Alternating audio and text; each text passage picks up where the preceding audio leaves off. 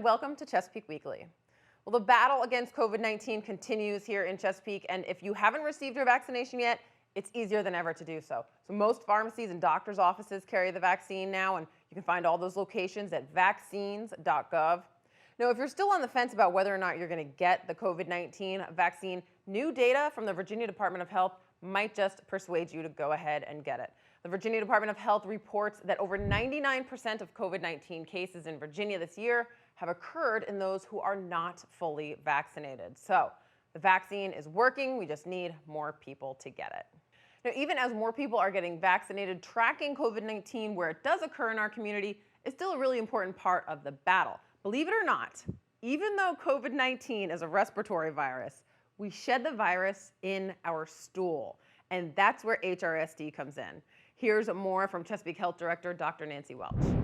So you can find the COVID virus in the wastewater. Remember, that's all transported by pump stations. And we can map out for the city where all of these pump stations are. And by so doing, we can also plot it on a mapping where we have mapped for the city by census tract the percent vaccination. Wow. So we have all of that. We also have mapped for the city of Chesapeake based on what's called Health Opportunity Index. And this is very closely associated with vulnerable populations because it's taken into account race, poverty, access to insurance is taken into account. Some of these components that are very definitely associated with higher vulnerability for COVID. So the cool thing is we can overlay all of this so that they're doing testing in the pump stations for COVID. The research, not by us, but by actually academic institutions, has shown that you can see an increase in COVID in the wastewater about a week before you're going to see an increase in COVID activity in the community. It's not just important from an academic perspective. It's important for the citizens in that area to know, because then we can share with them, this is actually what's happening where you live. This is not something that's theoretical or academic. It's something that's happening in your neighborhoods. And, you know, that can be a whole lot more persuasive when people can say, oh, this is where I live. It's not imaginary. And people can be more receptive then to doing the appropriate protection and hopefully getting vaccines. And you may remember a couple of months back, we spoke with HRSD environmental scientist Kyle Curtis to learn more about this process. And it was really interesting to find out that testing wastewater was actually nothing new for HRSD, making it that much easier for them to jump right into the testing at the start of the pandemic. With this work, we were in, HRSD specifically was poised to like really jump into this work because we have a molecular lab here and some molecular biologists that are really good at this, and we were already doing it with other viruses. And so with, you know, the coronavirus pandemic coming out, there were a lot of other researchers who already knew about this field, and the field is called wastewater-based epidemiology. And so that's the broad idea of just using wastewater to characterize what's going on in the community. You know, so there's famous examples of this being used with really high efficacy for things like polio, right? So you go to eradicate something like polio, and then rather than go along and test everybody in the community, you can test the wastewater, right? Because it's another one of those things where you'll shed it there, and at this point, when it's almost eradicated, you just want to know, like, is it anywhere? And there's other really good examples of this. But anyway, the folks that knew about wastewater epidemiology already said, okay, the virus is coming along, we're learning more about it, really early days. Does it infect any portion of the gut that would, you know, result in you shedding it in stool? And once that was confirmed, which is, you know, pretty early on also from clinical data, then we all kind of just jumped right on it. And to get back to your original question, yes, we compiled it. You know, once we felt confident in the tests, we compiled the data and we routinely send it to our health department. Well, our area had a brush with hurricane season last week as Tropical Storm Elsa breezed her way through. And we lucked out this time, but one of these days, we're not going to be so lucky, so don't get complacent. It's important to prepare now while the sky is blue because once the storm is heading up the coast, some preparations could be too late, like flood insurance. Flood insurance takes 30 days to go into effect, so now is the time to seriously consider it. Here's Emergency Management Deputy Coordinator Rob Braidwood with more. One of the big things that we always tell people is that flood insurance is an absolute necessity in Hampton Roads. You know, in our city, our highest elevation is in the Great Dismal Swamp. That is should be a sign to you whether you're required to have flood insurance or not, that you should go out and buy flood insurance.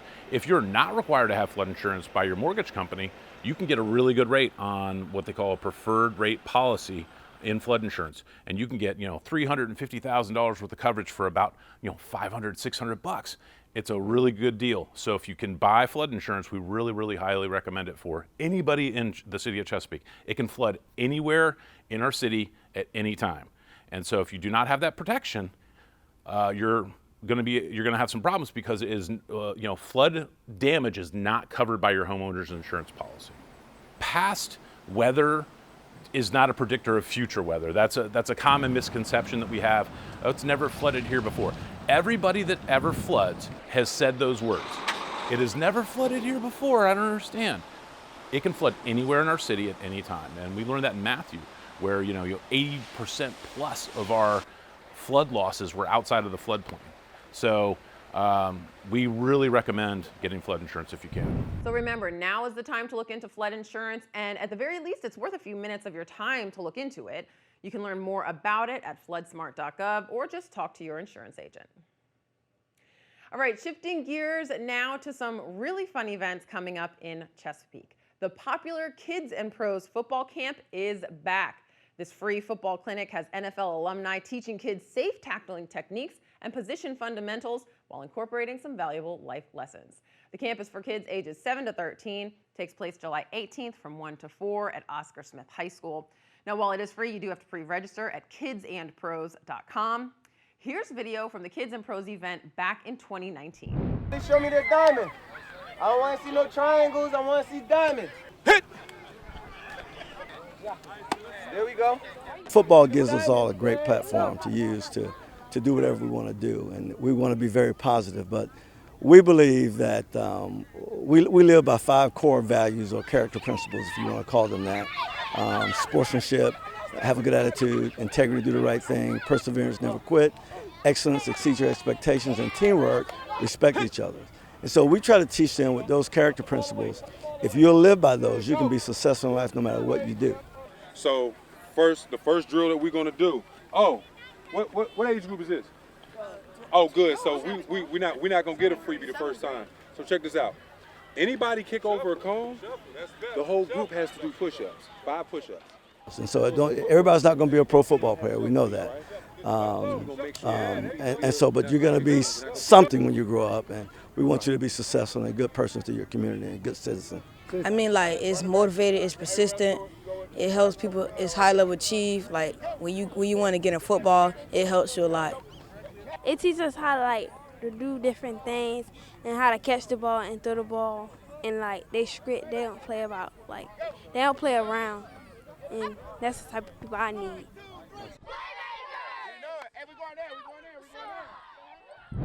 Well, Chesapeake Library is thrilled to announce that they're able to host the very popular Fantasy event live and in person this year after going virtual back in 2020. Fantasy is the library's annual celebration of all things fantasy and science fiction. Here's a clip from a recent episode of Peak Life to tell you about just a few of the cool things you can expect at this mini-con. So we're very excited. Virginia Air and Space will come back and do their Space Freeze program, which is liquid nitrogen, which is always very exciting. We have someone who's going to be hosting a panel about cosplay and fashion and fandom. We also have one of our staff members is going to do an excellent panel about fantasy romance and the tropes you can find in it. I'm very excited for that panel. We also have people, Zach, your friends, Maggie and Selby will be coming back to talk about gaming in the time of the pandemic.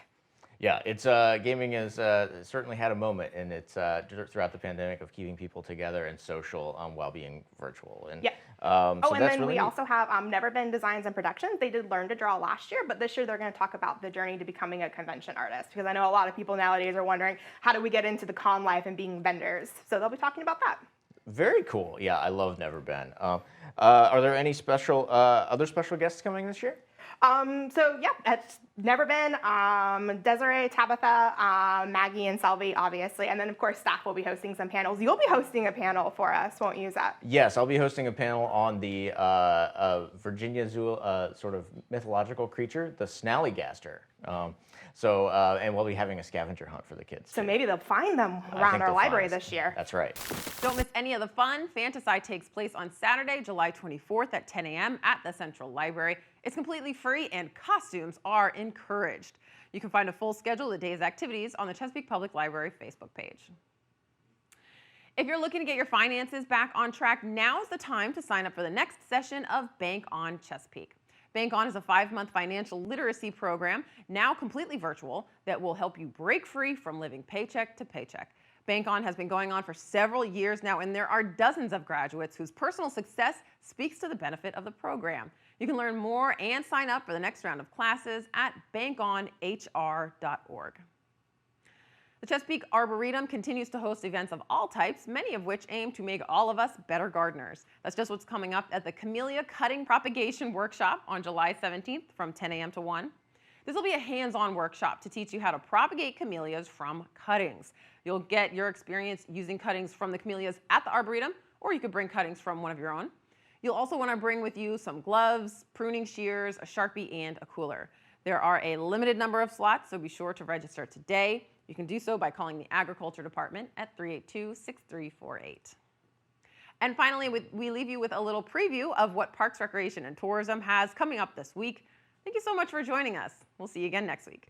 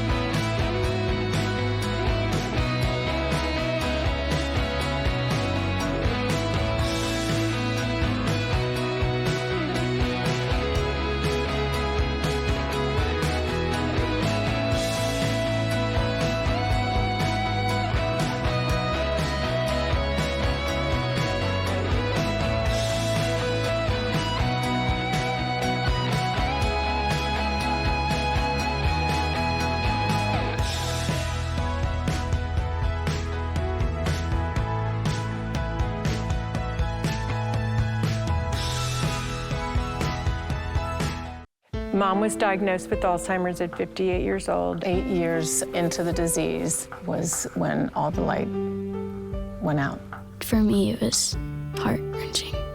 Looking into the eyes of somebody with Alzheimer's, sometimes you just don't see the person's soul is like gone. And it takes a toll on everyone. I mean, it's a depressing disease to watch unfold before your eyes. She actually thought those of us who were caring for her and who loved her most were her worst enemies. More and more responsibilities fell on my shoulders. This disease just ravages a family. It changes your life. The magnitude of it is indescribable. My mother taught me to be in the moment. We have to live in the moment with them. And I'm going to be with that person right now in this moment, wherever she is. Now is the moment. If we work together, we can stop this epidemic. Contact Bright Focus and learn more. Don't just learn history, live history. At the Great Bridge Battlefield and Waterways Museum, you'll experience life in 18th century Virginia. Discover the water that defined the landscape. Visit a colonial tavern and find yourself in the middle of the Battle of Great Bridge. Your next adventure begins at the Great Bridge Battlefield and Waterways Museum. All COVID-19 safety precautions apply. Go to gbbattlefield.org for more information.